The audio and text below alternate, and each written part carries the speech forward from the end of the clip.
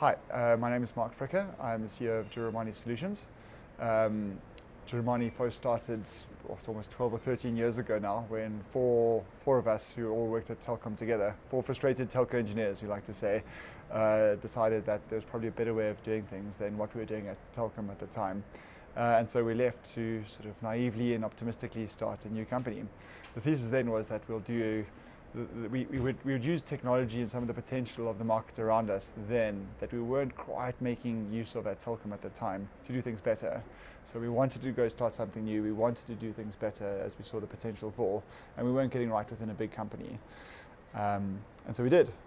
There's lots of good things we learned, especially in those first 6 months. But I think among them were, looking back, 13 years later, your overall thesis of why you should leave and how should you work is correct. So we wanted to work on big things that impact millions of people, so big networks that impact millions of people. And to do that, you needed to put a number of things in place at once, and that was true. I think what we were naive about was the fact that you can't get everything right as being four young people in a room. You know, technology only scales you so much, and what you need to do if you want to get have the vision for changing what South Africa was then right, you needed to have a larger people services organization yourselves. So it wasn't just going to be four of us in a room anymore.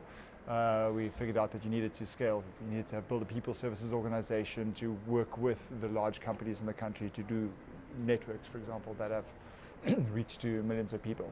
And so it was that we started a people and technology company as opposed to just a technology company all those years ago. I will say that with that, as Giromani now, we're 400 or 500 people. As we expand the number of services that we're offering and the geographic reach of those things, so will we continue to scale, and so does running a company become a little bit more complex.